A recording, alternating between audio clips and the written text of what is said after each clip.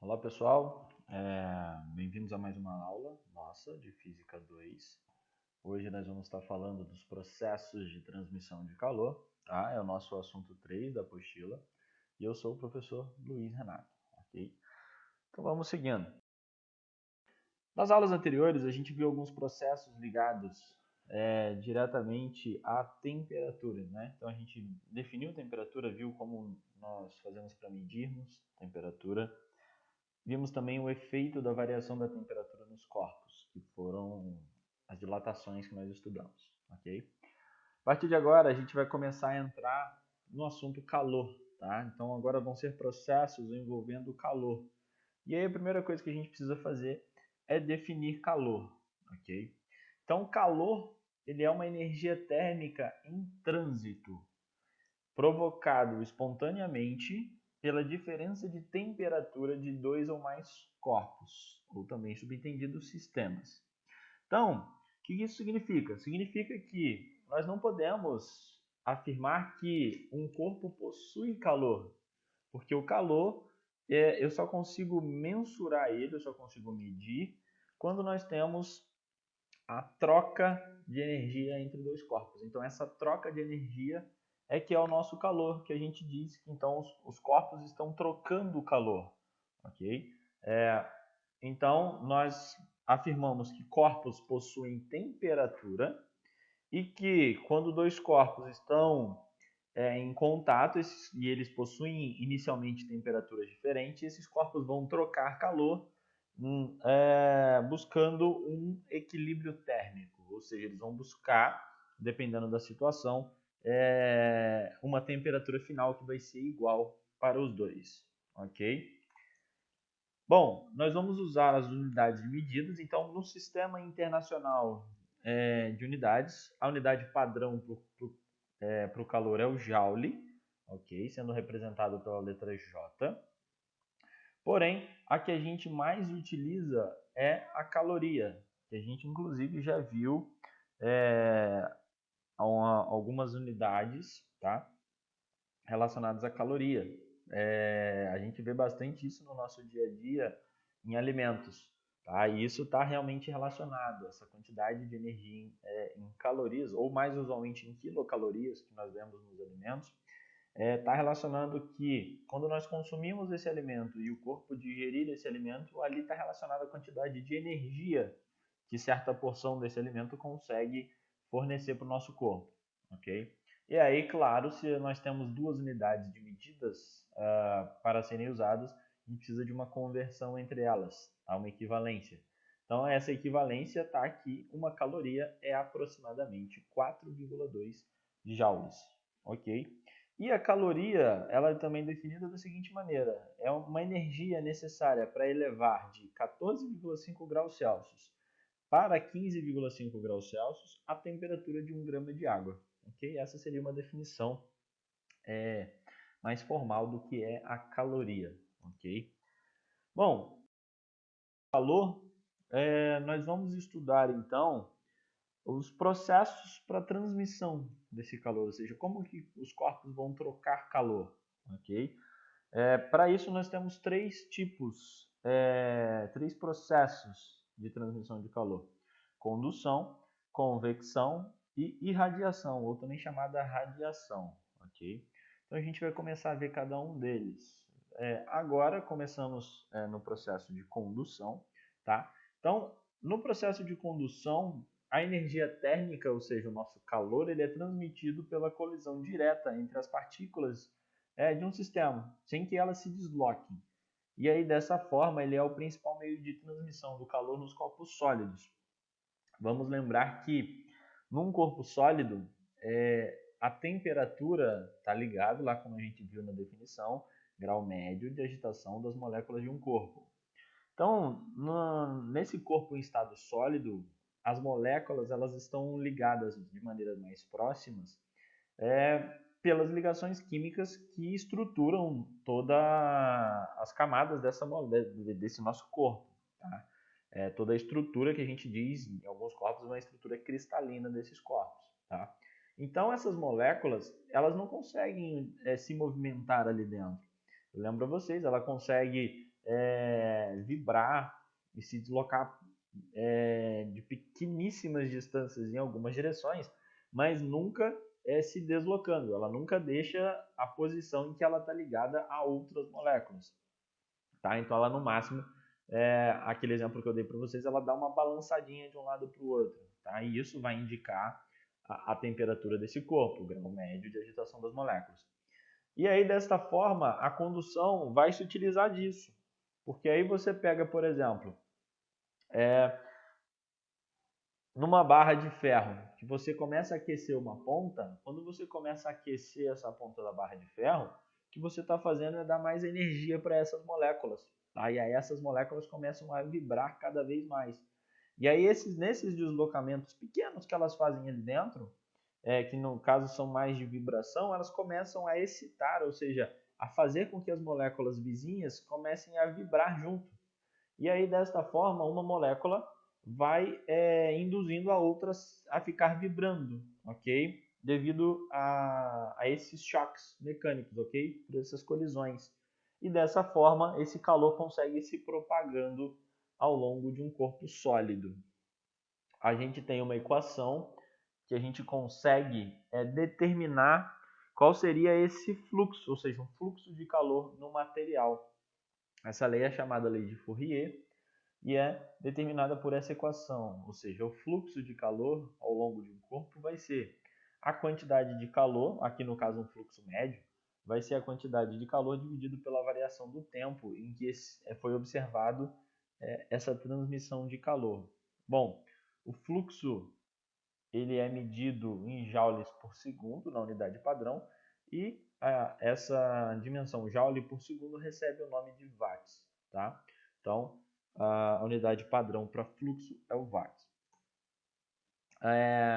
Agora, se a gente passa a considerar também a seguinte situação, uma barra que é feita de material homogêneo, ou seja, material igualmente distribuído ao longo de toda a forma desse corpo, dessa barra, que tenha um comprimento L e tenha uma seção transversal A, ou seja, a área, quando você corta perpendicularmente essa barra, ela tem uma área de seção transversal A, e cujos extremos nessa situação serão mantidos a temperaturas constantes, ou seja, TA e TB, onde TA é uma temperatura mais baixa que a temperatura B.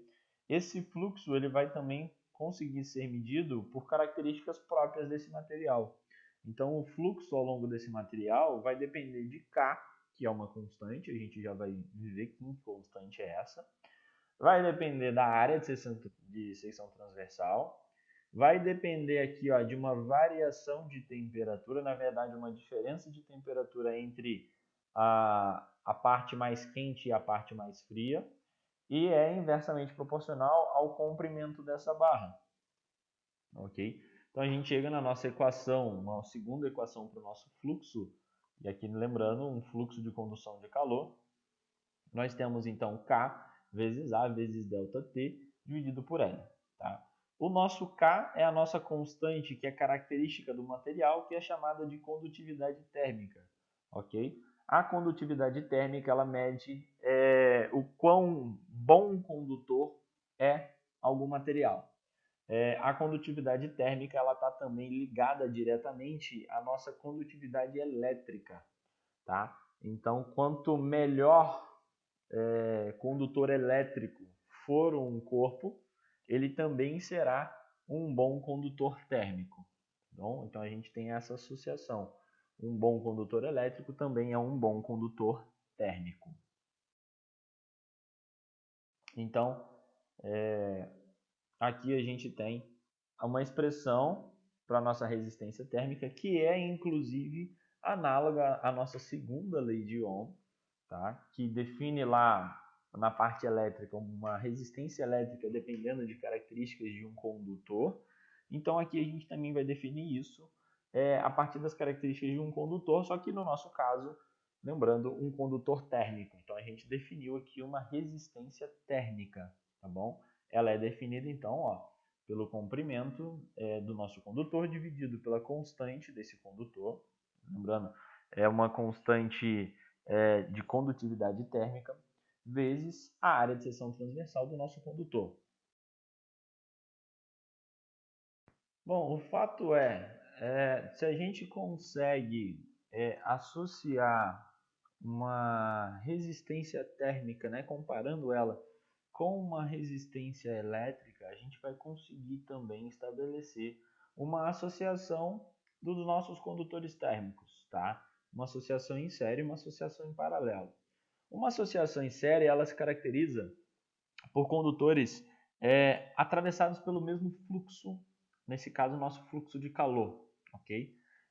E aí, de simplificação de equações, a gente consegue chegar numa relação para a nossa resistência térmica equivalente. A resistência térmica, então, equivalente, numa associação em série, ela vai equivaler à simples soma das resistências dos condutores associados.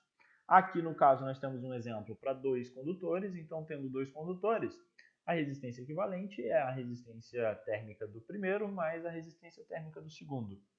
Isso substituindo nessas equações a nossa relação para a resistência térmica, a gente fica que a resistência equivalente é o comprimento do resistor 1 dividido pela constante do nosso resistor 1 vezes a área de seção transversal do condutor 1, mais o comprimento do nosso condutor 2 dividido pela constante de condutividade térmica do nosso condutor 2 vezes a área de secção transversal do nosso condutor 2, ok?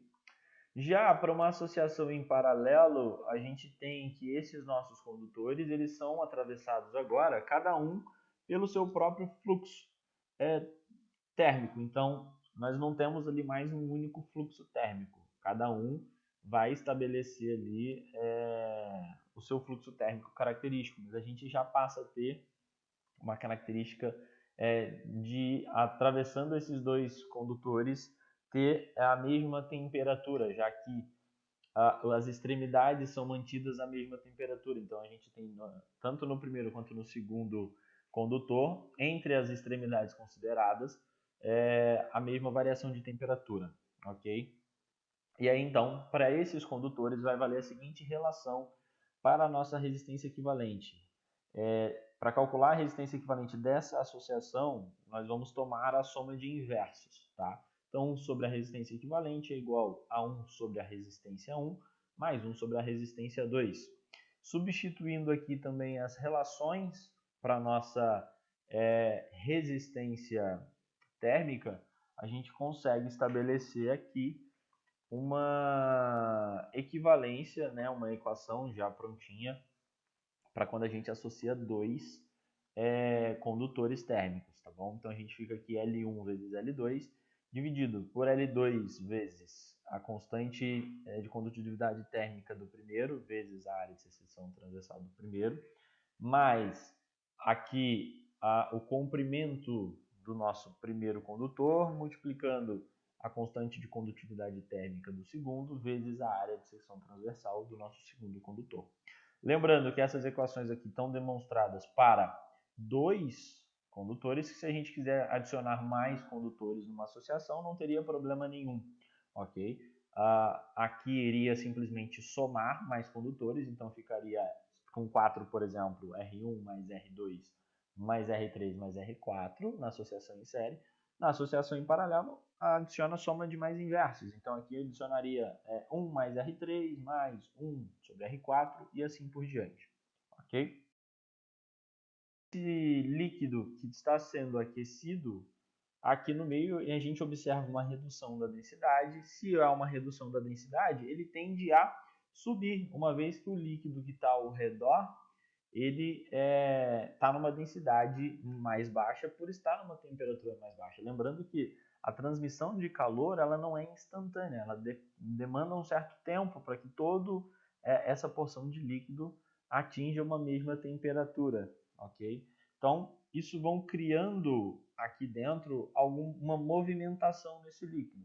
Então, acompanhando essas setas, a gente tem que aqui no meio a densidade tende a diminuir, por isso o líquido tende a se movimentar para cima, tá?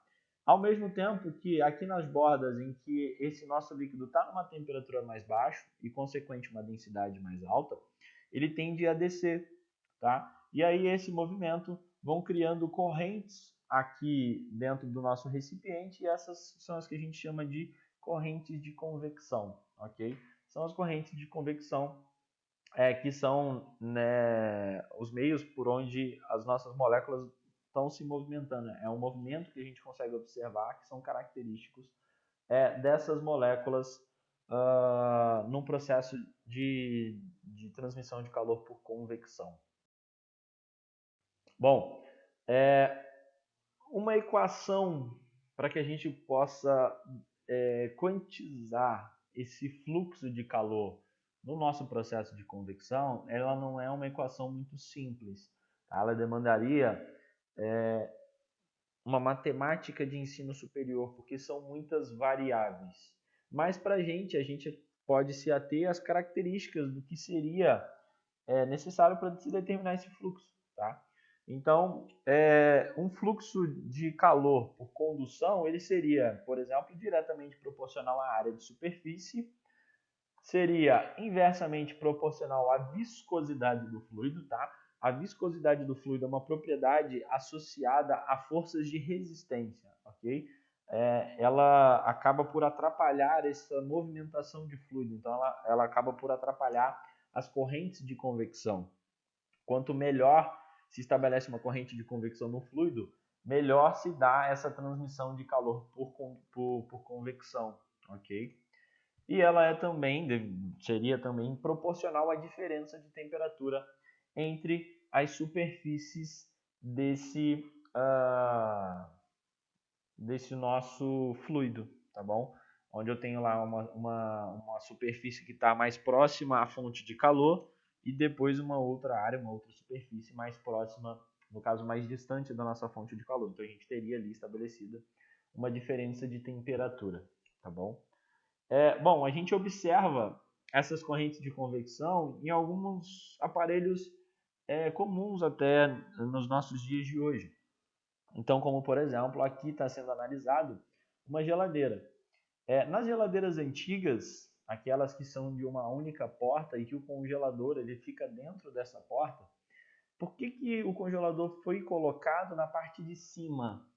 Porque justamente no congelador é que vão estar lá sendo trocado o calor dos alimentos com esse ambiente estabelecido na geladeira. E aí, então aqui do congelador vai partir um ar mais frio, tá? Então esse ar mais frio partindo aqui do congelador, ele naturalmente é mais denso do que um ar que esteja mais quente ali dentro, então ele desce. E esse ar que está mais quente, por ser mais leve entre aspas, por ele ser menos denso, ele sobe em direção ao congelador. Na hora que ele sobe em direção ao congelador, ele vai trocar calor, se resfriar e vai passar a repetir esse ciclo. Então aqui também está estabelecida uma corrente de convecção. Caso esse congelador fosse posicionado, por exemplo, na parte de baixo dessas geladeiras, desse tipo de geladeira, de uma única porta, nós teríamos que a parte superior ela ficaria com o ar mais quente e a parte inferior da geladeira que ficaria apenas com o ar mais frio, o que não seria eficiente para a nossa geladeira, ok? Bom, um outro exemplo também é sobre os nossos aparelhos de ar-condicionado, tá? Então, para se aproveitar ao máximo as características da condução térmica, que é o que ocorre, por exemplo, no ar, os aparelhos de ar-condicionado eles devem ser instalados numa posição, uma certa altura do solo, que fique mais próxima ao teto. Por quê? Porque ele vai lançar ali sobre esse ambiente um ar mais frio. Esse ar mais frio, a gente já viu, é mais denso, então ele vai descer e, por consequência, ele vai empurrar esse ar mais quente para cima, que é um ar menos denso. A hora que ele empurra esse ar quente para cima, esse ar quente vai ser capturado pelo aparelho de ar-condicionado para poder ser resfriado, aumentando assim a eficiência do nosso aparelho de ar-condicionado e, consequentemente, diminuindo o esforço que ele precisa para poder resfriar um ambiente. Tá? É por isso que aquelas construções em que colocam os buracos para os ar-condicionados embutidos numa posição mais baixa, que é cômoda para se ligar e desligar o ar-condicionado, não é uma posição eficiente pensando no funcionamento desse ar-condicionado, ok? Então, por isso que os aparelhos de ar-condicionado, eles são colocados, instalados sempre na parte superior de uma parede, tá? Sempre próximo ao teto. Bom, o nosso processo também de convecção, ele é um processo que acaba por contribuir para algumas características climáticas, que é o que a gente passa a conhecer como uma brisa marítima e uma brisa continental. Tá? Isso aqui a gente analisando, claro, em regiões litorâneas. Tá? Como que se dá esse processo? Bom, durante o dia, vocês podem perceber isso por experiência própria, para quem já foi na praia. Você chega lá próximo ao meio-dia, pisa na areia, percebe que a areia está muito quente. Né? Inclusive não consegue ficar parado, porque senão pode lá queimar o pé, certo? Então você dá um jeito de passar muito rápido pela areia. Por que isso? Bom, porque a areia ela troca calor muito rápido, tá? Então ela tem, como a gente já viu, um calor específico muito baixo. Tá? Ela precisa de pouco quantidade de calor recebido para elevar bastante a sua temperatura. E aí, desta forma, a faixa de areia sobre ela acaba ficando um ar mais quente, tá?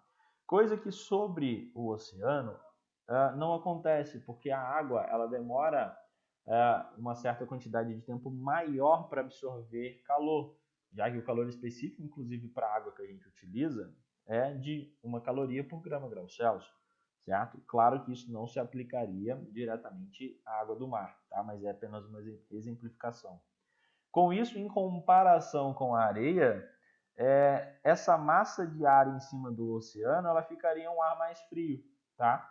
Então, se eu tenho um desequilíbrio aqui de um ar mais quente e um ar mais frio, eu consigo estabelecer uma corrente de convecção, onde eu teria esse ar frio descendo e ficando aqui na região sobre o oceano e, consequentemente, indo em direção ao continente, à faixa de areia, e empurrando esse ar quente que está na faixa de areia para cima, porque o ar quente é mais leve e o ar frio ele é mais denso, certo? Então a gente estabelece aqui uma corrente de convecção e é o que a gente chama de brisa marítima, seria um vento soprando do oceano para o continente. À noite, a gente já tem a situação oposta. Por quê? Porque à noite, sem a presença do sol, a areia, como ela absorve calor muito rápido, ela também vai perder calor muito rápido. Então, ela se esfria de uma maneira mais acelerada. Já o mar, que passou o dia inteiro acumulando esse calor, ou seja, variando a sua temperatura de maneira gradual, à noite ele também vai perder essa temperatura, essa troca de calor noturna vai ser de forma gradual. Então acaba por ficar um ar mais frio sobre o continente, um ar mais quente sobre o oceano. E aí então essa corrente se inverte. E aí o vento passa a soprar do continente, ou seja, da faixa de areia, para o oceano, beleza? Porque as massas de ar em cima do oceano tendem a subir. E aí então se estabelece um fluxo aqui, por exemplo, na nossa imagem, que vai contra o movimento do relógio, tá? Então seria um movimento anti-horário. Na brisa marítima aqui, tomando essa imagem, por exemplo, um movimento horário, ok? Então essa é a nossa chamada brisa continental, tá? Que ela provém do continente em direção ao oceano. Claro que essa é uma das explicações, não é a única explicação proveniente para essas brisas, ok? Mas a gente pode também tomar essa explicação como uma dos fatores que influenciam, ok? E agora, o nosso último processo de transmissão de calor, nosso processo de irradiação ou radiação, tá? Esse é um processo que o calor ele é transferido por meio das ondas eletromagnéticas, como por exemplo, a nossa luz visível é uma dos espectros de uma onda eletromagnética, tá? Isso significa o seguinte, bom, o processo de radiação, então, ele vai ser o único método em que o calor ele vai conseguir se propagar sem depender de um meio material para isso, tá? E é por esse fator que, por exemplo, a Terra ela recebe o calor proveniente do nosso Sol. que a gente sabe que as ondas de calor, as ondas eletromagnéticas propriamente ditas, que saem do Sol, elas viajam pelo espaço até chegar à Terra. E a gente sabe que no espaço a gente considera um ambiente de vácuo, um ambiente com pouca densidade de moléculas, tá? Uma densidade ínfima de moléculas. E aí, nesse caso, por terem uma característica de uma onda eletromagnética, elas não precisam de um meio para se propagar. E então a gente consegue receber esse calor proveniente do Sol, tá? Um calor proveniente, ok? E aí nós conseguimos também estabelecer uma equação para que a gente consiga calcular um fluxo de calor irradiado, tá? Então um fluxo de calor por meio de uma radiação. Então ele vai ser proporcional a uma área de superfície, ou seja, quanto maior a área de superfície irradiada, mais calor recebido a gente vai ter, então maior será o fluxo. Vai ser proporcional à quarta potência da temperatura, essa temperatura medida na nossa escala absoluta, na escala Kelvin, e também vai depender da natureza do nosso material, tá? Essa natureza do material vai estar relacionando com, por exemplo, a cor do material, o tipo da superfície, e vai ser representada pela nossa emissividade. Essa nossa emissividade varia de um valor entre 0 e 1. Então, a nossa lei é a chamada lei de Stefan-Boltzmann, tá? E tem essa equação. Então, o fluxo passa a ser a área vezes a emissividade vezes o sigma, que a gente já está aqui embaixo, a nossa constante de Stefan-Boltzmann, vezes temperatura elevada à quarta, lembrando temperatura na escala absoluta, na escala Kelvin, tá bom? E o valor, então, da nossa constante de Stefan-Boltzmann está aqui embaixo, 5,67 vezes 10 a menos 8 watts por metro quadrado, ok? Bom, a nossa emissividade, ela está relacionada com uma propriedade de um corpo que a gente chama de um corpo negro, tá? O corpo negro, ele é um corpo cuja sua emissividade tem o valor exatamente de 1, tá? E ele seria um corpo ideal, tá? Então, ou seja, um corpo que teria a capacidade de absorver toda a radiação que incidisse sobre ele. E aí, por isso que a gente chama ele de um corpo negro. E uma característica é que todo bom absorvedor de energia ou absorvedor de calor é também um bom emissor. Então, o corpo negro, a gente trata ele como sendo o receptor ideal de calor, ou seja, o absorvedor ideal de calor, e também como um emissor ideal de calor, que após absorver toda essa energia, ele seria capaz também de emitir essa energia, tá bom? E aí, por isso, o valor de 1 da emissividade seria apenas para um corpo ideal. Por isso que para fatores reais nossos, a gente acaba utilizando um valor que nunca atinge o número 1. Okay? Ele não é um valor ideal. E aí, bom, a gente tem um exemplo de um corpo que seria um corpo que foi projetado para evitar esses tipos de propagação do calor, esse tipo de transmissão do calor, na intenção de manter a temperatura de fluidos inseridos, fluidos e corpos inseridos dentro dele, tá? Esse corpo tem o nome de calorímetro, a gente vai estudar ele para frente mais um pouco, tá? Mas a gente conhece ele popularmente e possui um corpo parecido, um objeto parecido nas nossas casas, que se chama a nossa garrafa térmica, tá? Então ela é basicamente utilizada para isolar líquidos e aí aplicações de pesquisa, a gente teria isso também para gases e para sólidos presentes no interior. Tá? E como que ela faz isso? Bom, as estruturas delas são montadas para isso. Então a gente tem estruturas espelhadas, então são superfícies espelhadas em algumas posições para que essas superfícies elas evitem a propagação pela radiação. Tá? Então a radiação ela não seria transmitida, ela ficaria refletida ali dentro. A gente tem uma região que é uma região de vácuo, tá? Essa região de vácuo ela surge justamente para evitar uma propagação por meio da nossa convecção, e ela possui também uma outra superfície isolada termicamente, de um material isolante, que provoca um isolamento do processo de condução térmica, tá bom?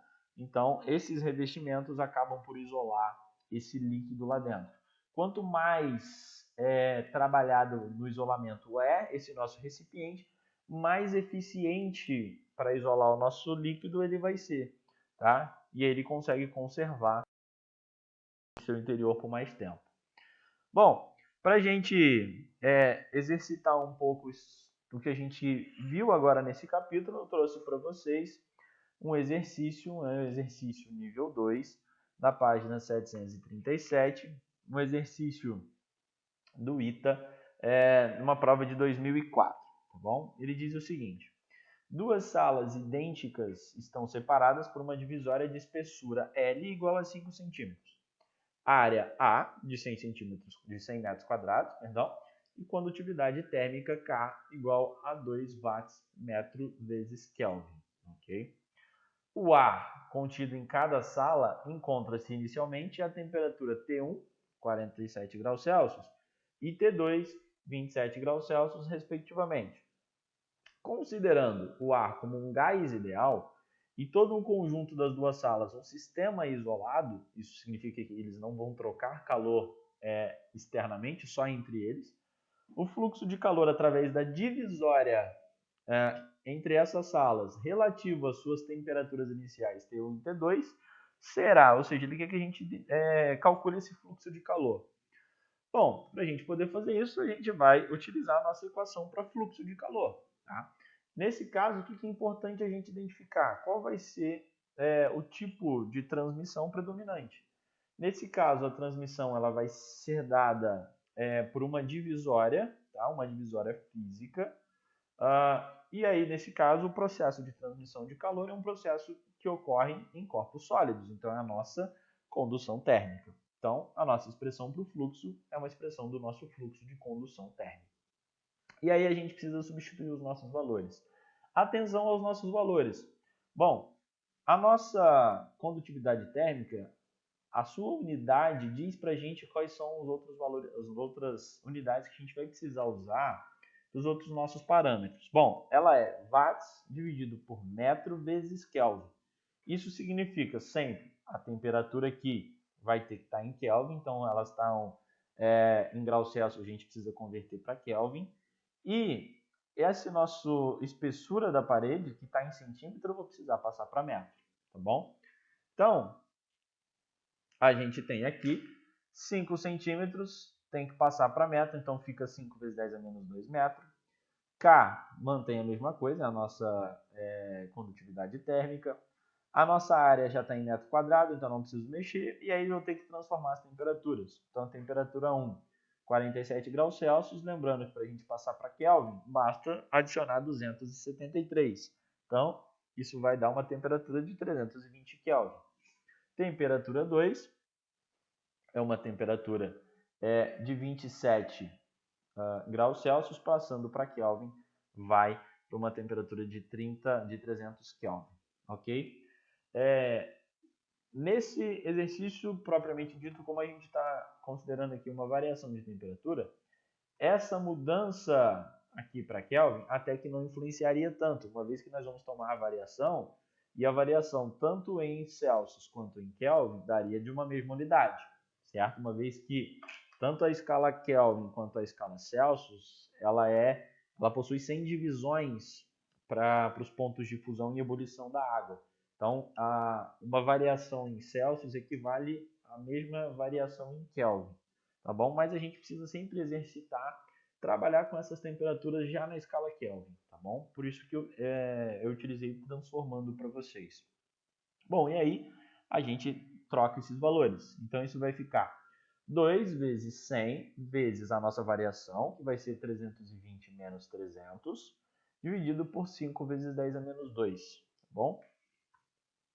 Então, resolvendo, lá em cima as multiplicações, tudo vai dar 4.000, dividido por 5 vezes 10 a menos 2. isso chega no nosso valor para o nosso fluxo de 8 vezes 10 a quarta watts. Então, esse é o fluxo de calor através da nossa divisória. Tá? Essa divisória é uma divisória bem fina e também é uma divisória com uma área bem grande. Ok? Bom, então peço aos senhores, façam os exercícios da apostila, tanto os desse capítulo como também os dos capítulos que a gente já teve aula.